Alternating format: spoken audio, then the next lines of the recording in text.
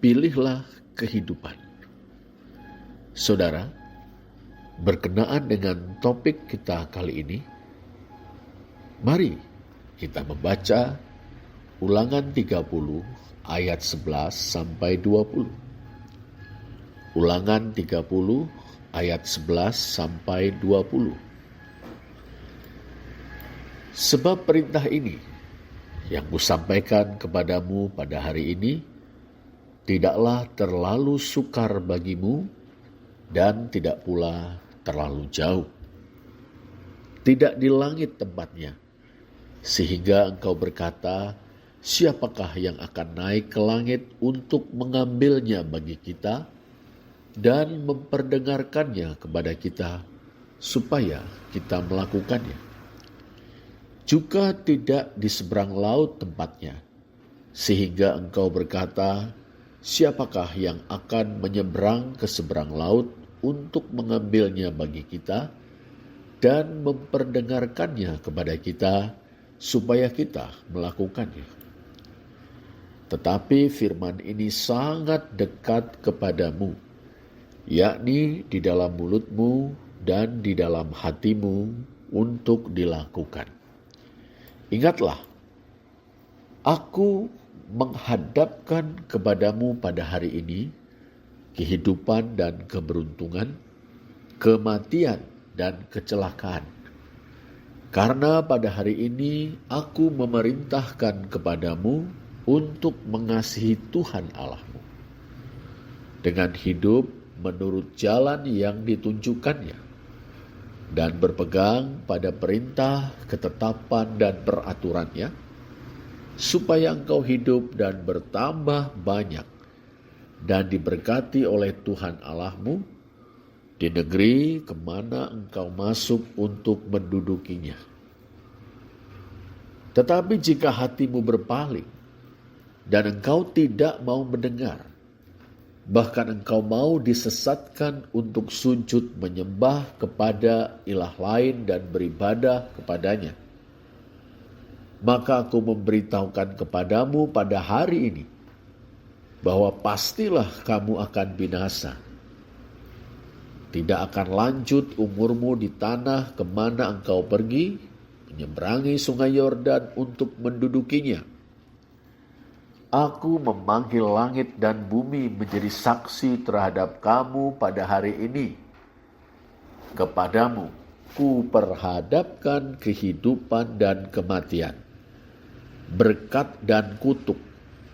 Pilihlah kehidupan supaya engkau hidup, baik engkau maupun keturunanmu, dengan mengasihi Tuhan Allahmu, mendengarkan suaranya dan berpaut padanya, sebab hal itu berarti hidupmu dan lanjut umurmu untuk tinggal di tanah yang dijanjikan Tuhan dengan sumpah kepada nenek moyangmu, yakni kepada Abraham, Ishak dan Yakub, untuk memberikannya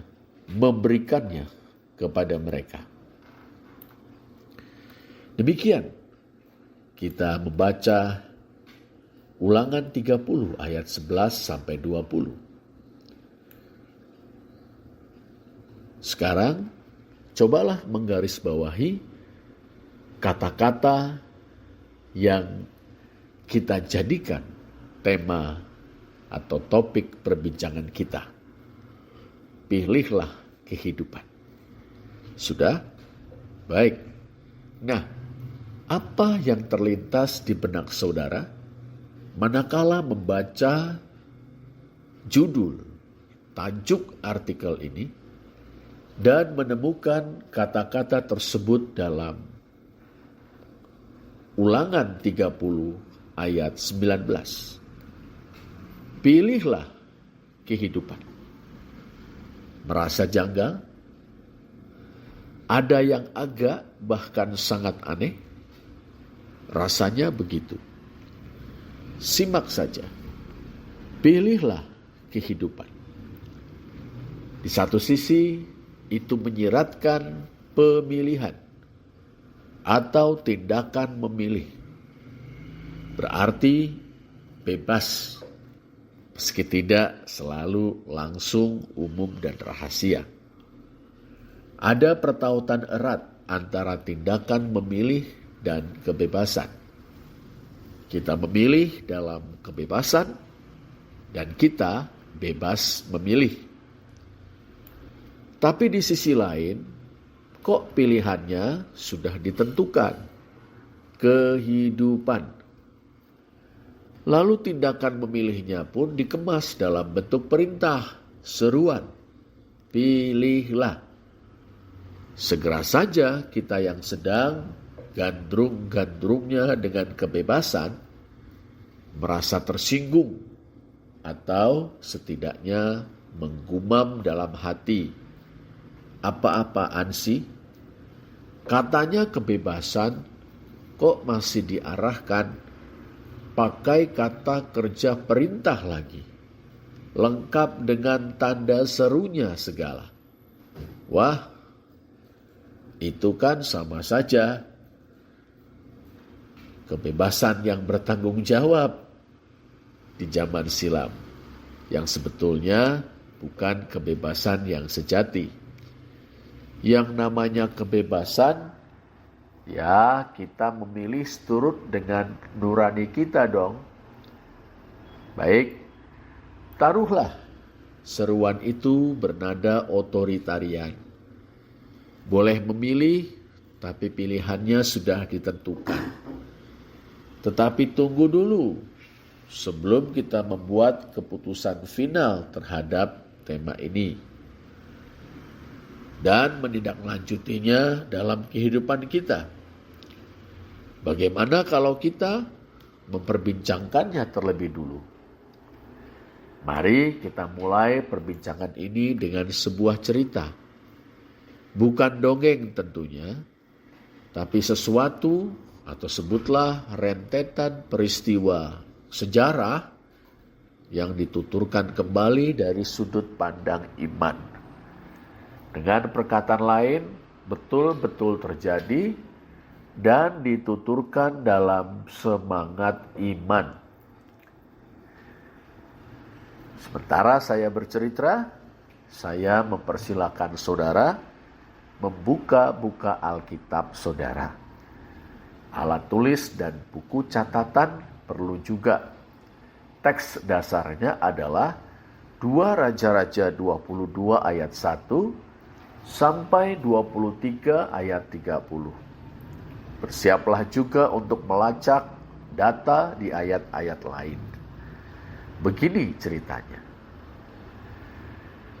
Kitab Taurat yang pernah hilang telah ditemukan kembali pada masa pemerintahan Yosia, Raja Yehuda. Yosia memerintah dalam kurun waktu 640 sampai 609 sebelum Masehi. Kala itu, tahun 622 sebelum Masehi, Baginda yang masih belia itu sudah memerintah selama 18 tahun. Penemuan kembali kitab Taurat memicu pembaruan kehidupan beragama secara nasional di kerajaan Yehuda. Pasalnya, kitab itu mensasmitakan kutuk yang akan melanda Israel karena ketidaksetiaan mereka terhadap perjanjian yang diadakan Yahweh, Allah Israel, dengan mereka. Di utara, kerajaan Israel telah runtuh sekitar seabad sebelumnya, tahun 722 sebelum Masehi. Keruntuhan itu tidak luput dari pengamatan dan keprihatinan kaum cerdik cendekia yang saleh, yang kita sebut saja dalam peristilahan kesarjanaan Alkitab modern, kaum Deuteronomis. Nah, menurut kaum Deuteronomis, keruntuhan kerajaan Israel terjadi Karena orang Israel telah berdosa kepada Tuhan Allah mereka, yang telah menuntun mereka dari tanah Mesir, dari kekuasaan Fir'aun Raja Mesir, dan karena mereka telah menyembah ilah lain, dan telah hidup menurut adat istiadat bangsa-bangsa yang telah dihalau Tuhan dari depan orang Israel, dan menurut ketetapan yang telah dibuat raja-raja Israel. Mereka menolak ketetapannya dan perjanjiannya yang telah diadakan dengan nenek moyang mereka, juga peraturan-peraturannya yang telah diperingatkannya kepada mereka. Mereka telah meninggalkan segala perintah Tuhan Allah mereka. Sebab itu Tuhan sangat murka kepada Israel dan menjauhkan mereka dari hadapannya. Demikian 2 Raja-Raja 17 ayat 7 sampai 23. Kemenangan negara Asyur yang mengakhiri kerajaan Israel pada tahun 722 sebelum Masehi dibarengi dengan tindakan mengangkut orang Israel ke pembuangan ke Asyur. 2 Raja-Raja 18 ayat 11. Sebab orang Israel tidak mau mendengarkan suara Tuhan Allah mereka dan melanggar perjanjiannya, yakni segala yang diperintahkan oleh Musa hamba Tuhan. Mereka tidak mau mendengarkannya dan tidak mau melakukannya. Lihat 2 Raja-Raja 18 ayat 12.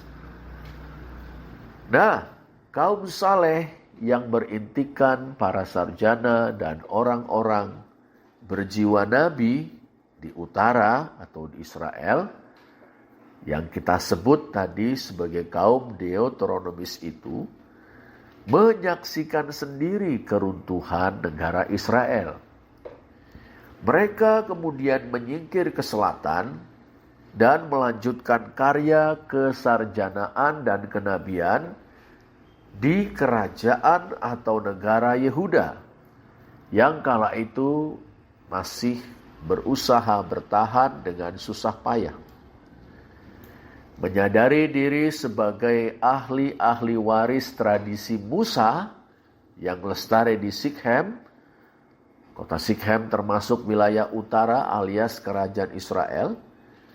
Kaum Deuteronomis merasa terbeban untuk memelihara atau melestarikan dan mengembangkan tradisi itu. Di selatan, saudara, kaum Deuteronomis berusaha menarik perhatian bangsa Yehuda pada komitmen perjanjian antara Yahweh dan umatnya, sebagaimana dijabarkan dalam tradisi Musa.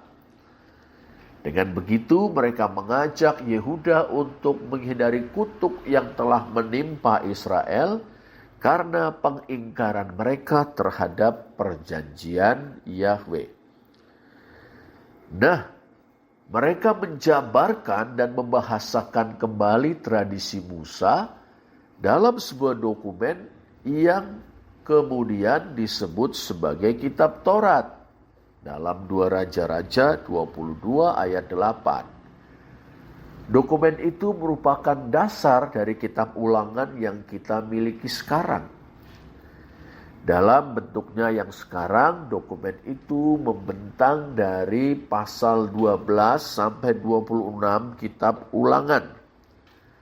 Jadi saudara, kitab Ulangan yang sekarang kita miliki dalam Alkitab kita merupakan karya agung kaum Deuteronomis yang menjabarkan dan membahasakan kembali tradisi Musa yang berintisarikan perjanjian Yahweh. Musa memang sudah wafat lebih dari 7 abad sebelumnya. Tetapi melalui karya kaum Deuteronomis, Musa berbicara lagi kepada umat Allah.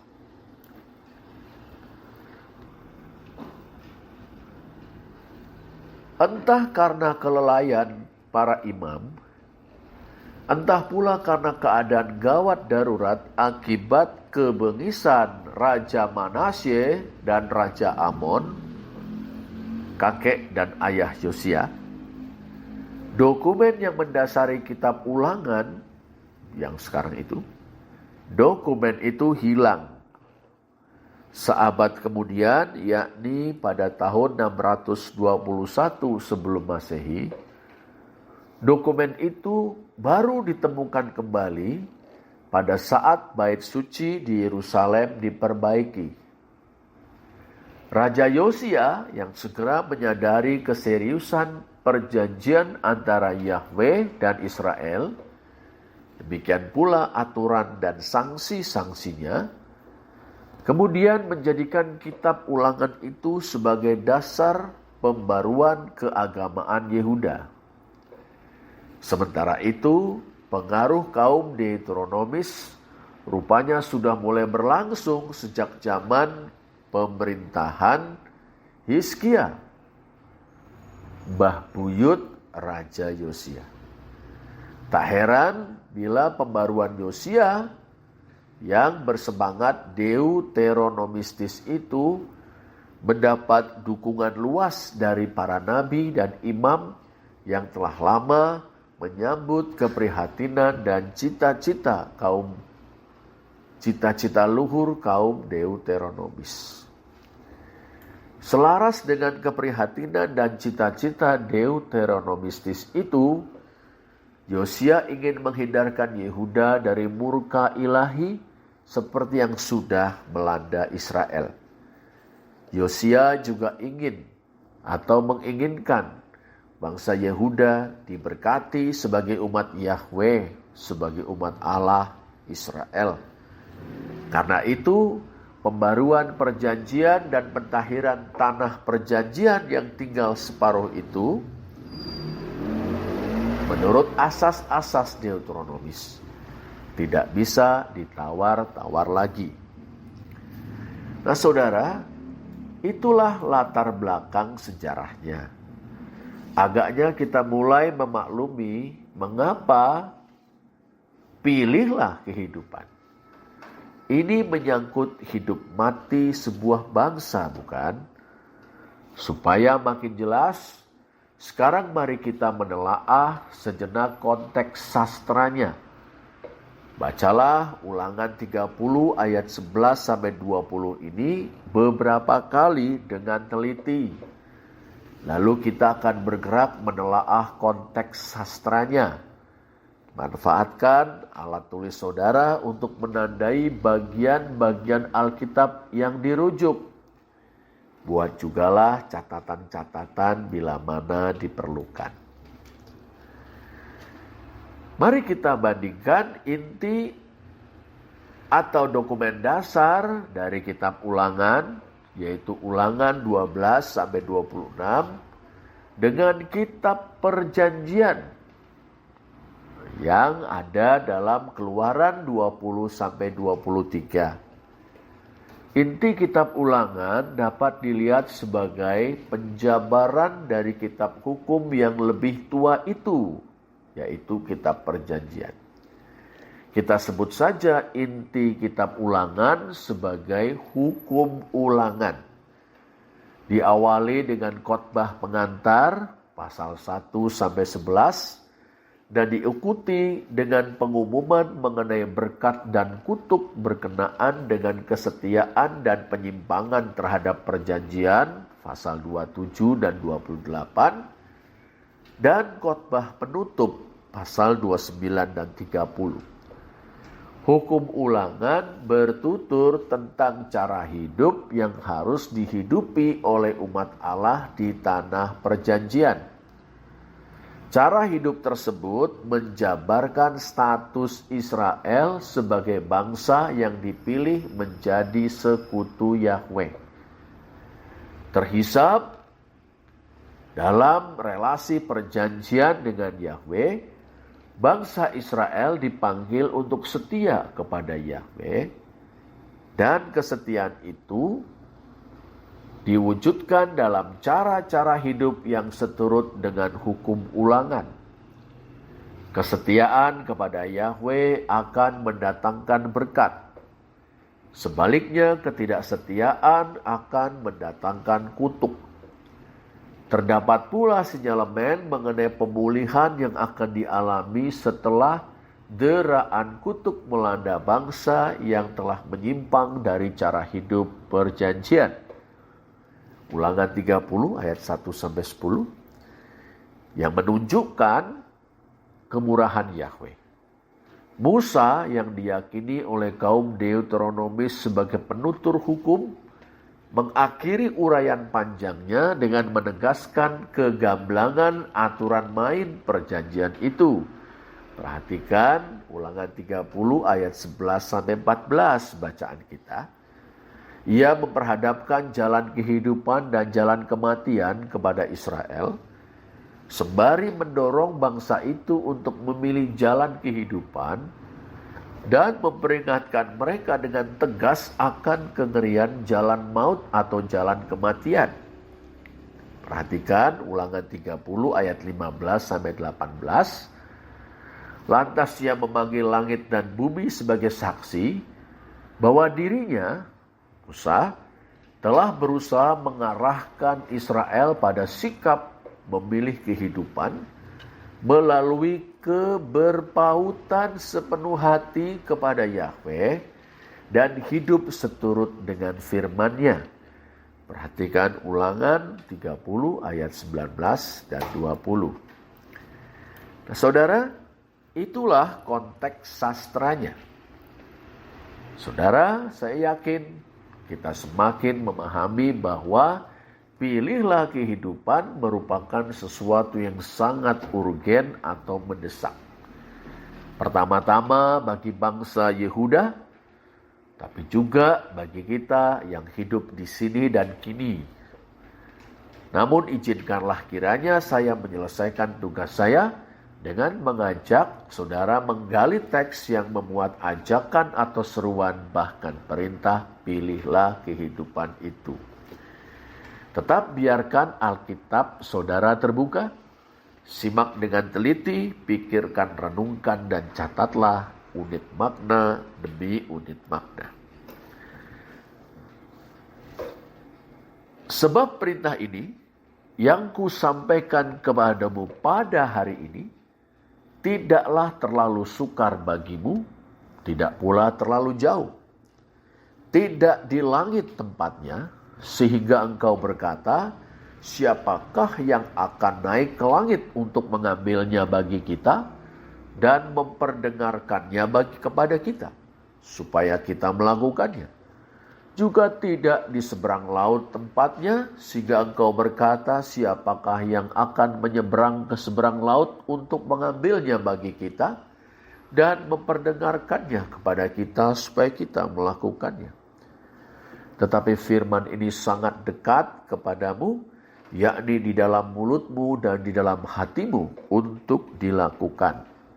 Ulangan 30 ayat 11-14. Berperan sebagai penyampai hukum, bandingkan Yohanes 1 ayat 17, saudara. Musa menegaskan bahwa hukum ulangan sebagai pedoman cara hidup bukanlah sesuatu yang terlalu sukar untuk dilaksanakan dalam kehidupan sehari-hari. Ia juga mengingatkan bahwa keberadaan aturan perjanjian itu sebenarnya tidak memberi peluang kepada orang Israel untuk berdalih bahwa mereka tidak memiliki pedoman cara hidup sebagai umat Allah. Bukan nun jauh di langit tinggi, bukan pula di seberang lautan, pedoman cara hidup itu. Sesungguhnya perintah atau firman itu sangat dekat kepadamu, yakni di dalam mulutmu dan di dalam hatimu untuk dilakukan. Maksudnya jelas, melalui penuturan Musa, kaum Deuteronomis ingin menegaskan bahwa aturan atau hukum perjanjian yang baru saja dibeberkan itu harus didaraskan dan disimpan dalam hati untuk dilakukan. Aturan atau hukum perjanjian bukan hanya termaktub dalam kitab, yaitu Ulangan 31 ayat 24 sampai 26, tapi juga dibaca, didaraskan atau dinyanyikan, dihafalkan, dipahami, dihayati, dan dilakukan. Nah, rupanya saudara, visi Deuteronomis ini menjadi visi Yeremia pula. Nabi Yeremia berkenaan dengan perjanjian baru. Perhatikan Yesaya 31 ayat 31 sampai 34. Berikutnya kita membaca, ingatlah aku menghadapkan kepadamu pada hari ini kehidupan dan keberuntungan, kematian dan kecelakaan. Karena pada hari ini aku memerintahkan kepadamu untuk mengasihi Tuhan Allahmu, dengan hidup menurut jalan yang ditunjukkannya dan berpegang pada perintah, ketetapan, dan peraturannya, supaya engkau hidup dan bertambah banyak dan diberkati oleh Tuhan Allahmu di negeri kemana engkau masuk untuk mendudukinya. Ayat 15 dan 16. Saudara, dalam hubungan perjanjian Israel dengan Allah, bangsa itu diperintahkan untuk mengasihi Tuhan Allah. Nampaknya hubungan perjanjian bukan hanya bercorak legal alias hukum semata-mata, tetapi juga personal, mengasihi. Lalu ada sebutan untuk Tuhan Allahmu. Bukan hanya taat pada kesepakatan, tapi juga mengasihi pihak yang memprakarsai perjanjian. Lalu bagaimana cara mengungkapkan kasih kepada Tuhan? Kata Musa, dengan hidup menurut jalan yang ditunjukkannya dan berpegang pada perintahnya. Jalan yang ditunjukkannya atau perintahnya adalah sejajar atau paralel. Dengan demikian mengandung maksud yang sama, yakni hukum ulangan yang barusan dibentangkan. Hukum dipahami secara dinamis, baik sebagai jalan yang harus ditempuh maupun sebagai perintah yang harus ditaati. Pendeknya, kasih kepada Allah harus diungkapkan dengan ketaatan.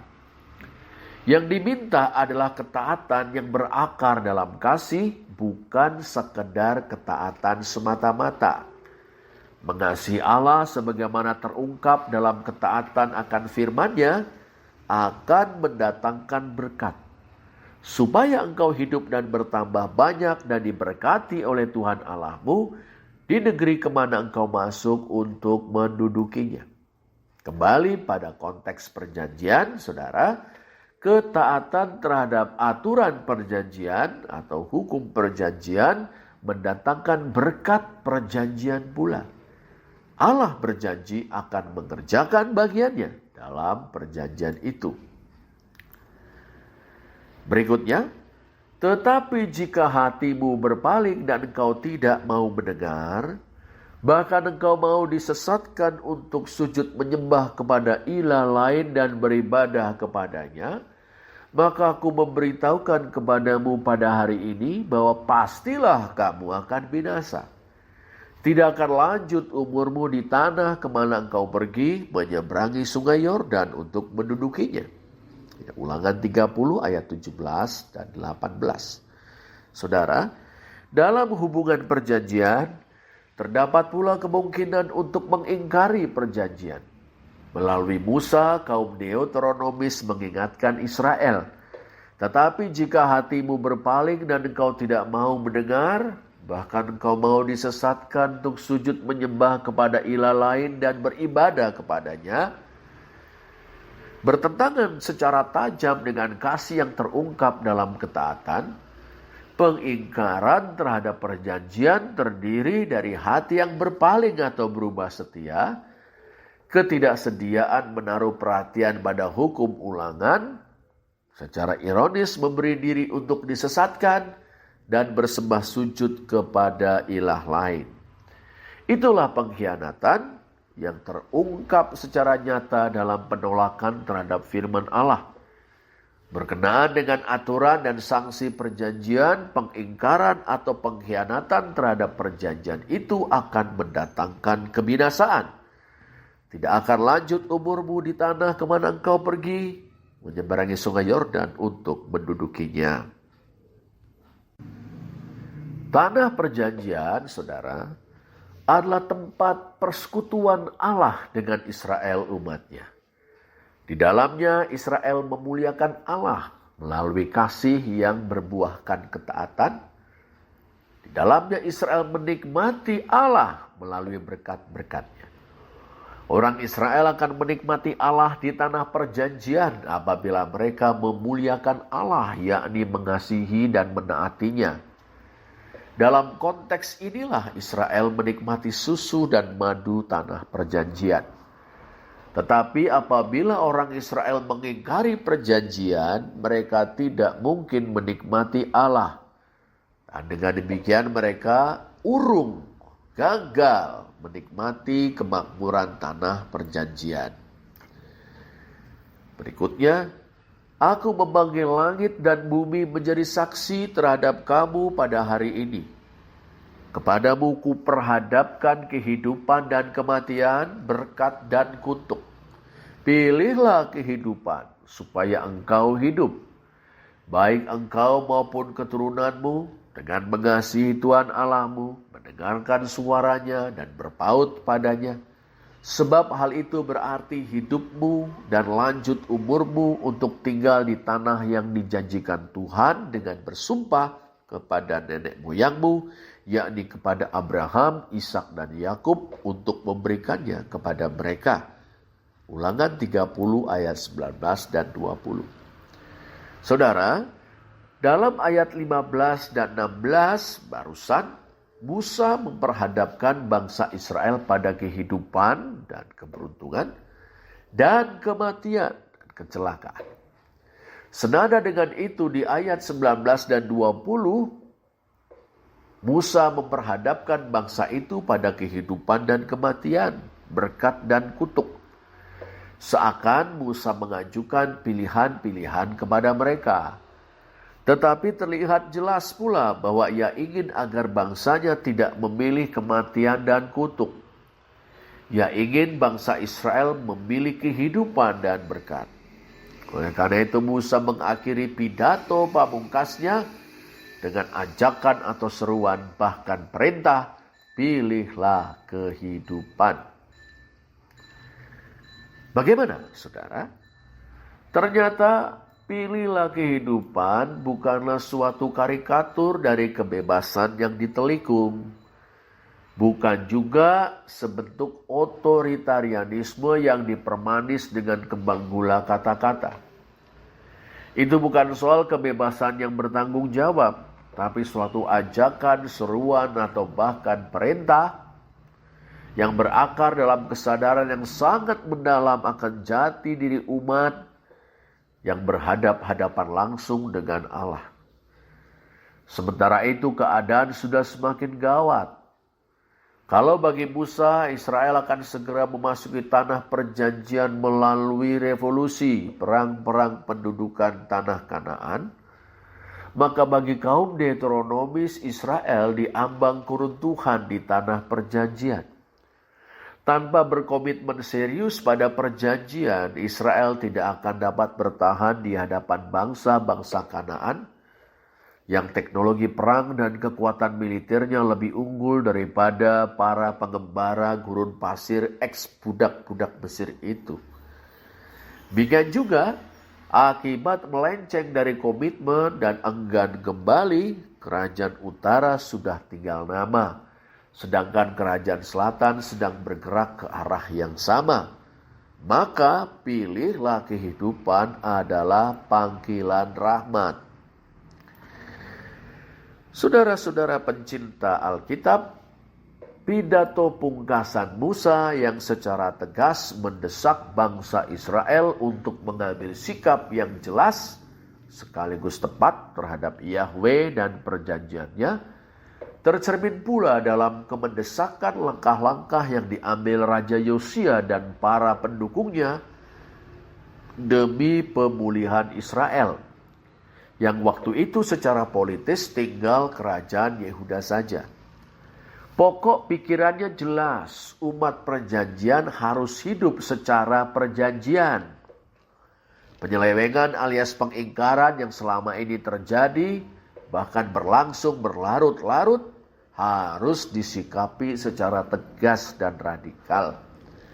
Umat harus kembali ke jati dirinya sendiri, yakni memperbarui komitmen perjanjiannya dengan Yahweh dan memulai lagi menjalani cara hidup yang selaras dengan jalan yang telah ditunjukkan oleh Yahweh Allah Israel. Hanya itulah yang dapat menghindarkan Yehuda dari kutuk murka Yahweh yang telah melanda Israel.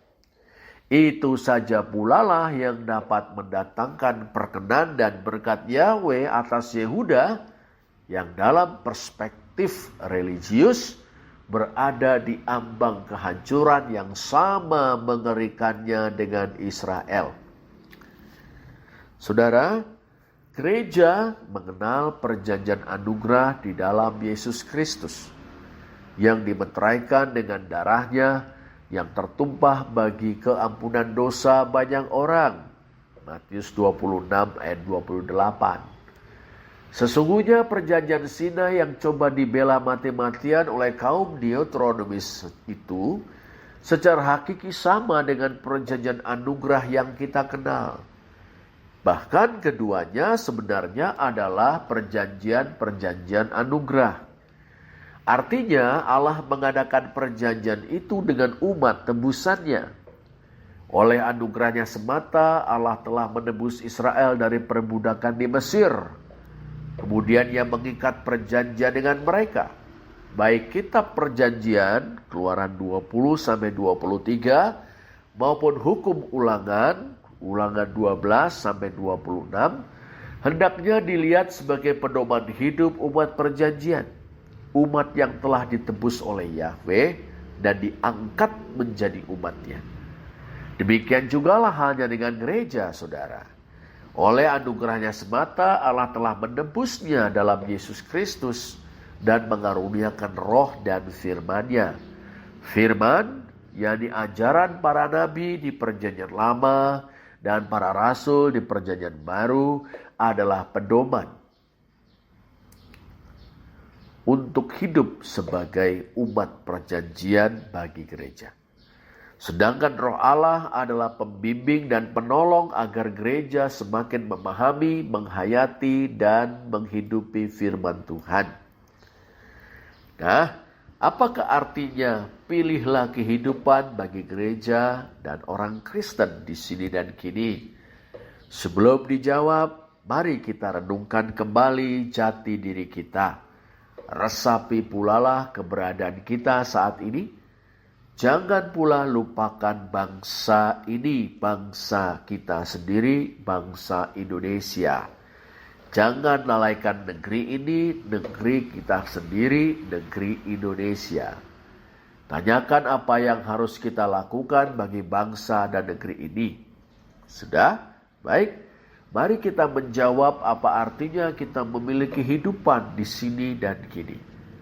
Memilih, mengasihi Allah dan berpaut pada firman-Nya dalam perjuangan kita di negeri ini. Dengan cara itulah kita memuliakan Allah. Dengan cara itu pula lah kita menikmati Dia. Dengan cara itu pula lah jati diri kita menjadi terang atau cahaya yang menerangi bangsa dan negeri kita tercinta ini. Amin. Terpujilah Allah.